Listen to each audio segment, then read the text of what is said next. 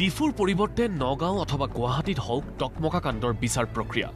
চানমাৰী ফিল্ডৰ পৰা জিতেন দত্তৰ আহ্বান চৰকাৰ প্ৰশাসনলৈ। ডিফুত বিচাৰ প্ৰক্ৰিয়াটো চলিলে যিসকল সাক্ষী আছে তেওঁলোকে আচলতে নিৰাপদ অনুভৱ নকৰিব। আমাৰো সন্দেহ হৈছে, কাৰণ দুষ্কৃতিকাৰীয়ে তেওঁলোকে এই সাক্ষীবাদীকো ধমকি দিবলৈ চেষ্টা কৰিব। কিন্তু আমি যদি নগাঁৱত এই বিচাৰ প্ৰক্ৰিয়াটো অনা হয় বা গুৱাহাটীলৈ অনা হয়, তেতিয়াহ'লে অন্ততঃ সাক্ষীয়েও নিৰ্ভীকভাৱে সাক্ষী দিবৰ কাৰণে সক্ষম হ'ব। পুনৰ আৰম্ভ হওক শংকাৰ শইকীয়াৰ হত্যাৰ বিচাৰ।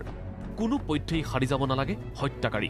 কেইটামান পাখণ্ডৰ বাবে গোটেই জাতিক বদনামী নকৰিব। আহক সকলো এক হৈ হত্যাকাৰীৰ বিৰুদ্ধে থিয় ইত্যাদি বিভিন্ন আহ্বানেৰে সচেতন শিল্পী সমাজৰ উদ্যোগত চানমাৰী অভিযান্ত্ৰিক মহাবিদ্যালয়ৰ খেলপথাৰত একত্ৰিত হ'ল ৰাজ্যৰ শিল্পী সমাজ। বিশিষ্ট অভিনেতা ৰাজীৱ থ্ৰুৰ আহ্বান, নীলোৎপল আৰু অভিজিতৰ নামত সেই স্থানত হওক এখন বিদ্যালয়। অনুৰোধ জনাওঁ যে যদি য'ত যিখন ঘটনাটো ঘটিছে সেই থাকক, পাণজুৰি কছাৰী গাঁৱত তেওঁলোকৰ প্ৰতিমূৰ্তি স্থাপন কৰক, কিন্তু সেই প্ৰতিমূৰ্তি স্থাপন কৰাৰ পিছতে সুৰক্ষা কোনে দিব?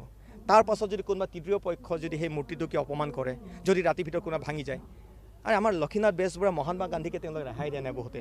তাতে চশমা খুলি দিয়ে, তাতে জোতাৰে ওপৰত উঠি চেলফি উঠে, বহুত দেখা পাইছোঁ। গতিকে সেইটো সুৰক্ষা কৰিব। কোনোবা তৃতীয় পক্ষ যে মূৰ্তিটো যে ভাঙি দিয়ে বা কিবা কৰি দিয়ে বা বোকাই পেলাই দিলে মুখত, সেইটো পাছত সেই আমাৰ কাৰ্বি আৰু অনা কাৰ্বিৰ মাজত এটা হয়তো কিবা ভুল বুজাবুজি হ'ব পাৰে। শিক্ষাৰে অভাৱ, তেতিয়াহ'লে সেই ঠাই নীল আৰু অভিনামত এখন স্কুল দিয়ক। গতিকে চৰকাৰৰ বহুত টকা আছে, গতিকে স্কুল এখন পতা ডাঙৰ কথা নহয়। বহুত শিক্ষক আছে অসমত এতিয়া, গতিকে এখন স্কুল পাতক, তাতে সেই স্কুলৰ ভিতৰত তেওঁলোকৰ প্ৰতিমূৰ্তি থাকক। এক হৃদয় বিদাৰক আৰু ভাষাৰে বৰ্ণাব নোৱাৰা এই ঘটনা, যি ঘটনাই আজিও কঁপাই আছে অসমীয়াৰ হৃদয়। এনে মুহূৰ্তত সকলোৰে দাবী, দোষীয়ে পাওক উপযুক্ত শাস্তি, এক হওক অসমীয়া। বহুত কথা আছে, ক'ব নোৱাৰোঁ, কিন্তু মই এটা কথাই ক'ব বিচাৰোঁ, এই যোনে এই ঘটনা কাণ্ড কৰিলে তেওঁ উচিত শাস্তি পাব লাগে, উচিত বিচাৰ পাব লাগে। নীলোৎপল আৰু অভিজিতৰ যি হত্যাকাণ্ড, সেই হত্যাকাণ্ডৰ লগত জড়িত প্ৰতিজন দোষীয়েই উচিত শাস্তি পাব লাগে। তাৰ পৰা যাতে তেওঁলোকে কোনো কাৰণত ৰেহাই পাব নোৱাৰে, সেইখিনি আমাৰ খুব প্ৰয়োজনীয় কথা, আৰু সেইটো আমি ন্যায় বিচাৰিছোঁ। জোৰ পৰি আচলতে আমাৰ বুকু পালেহি, এতিয়া বুকুত জুই জ্বলি আছে। গতিকে এই জুইকুৰা কিন্তু নুমাবলৈ দিব নালাগিব। অসমীয়া জাতিটো যাতে এই জুইত শেষ হৈ নাযায়, কিন্তু যি শক্তি দুষ্কৃতিকাৰী আছে সেইসকলক আমি বিনাশ কৰিব লাগিব।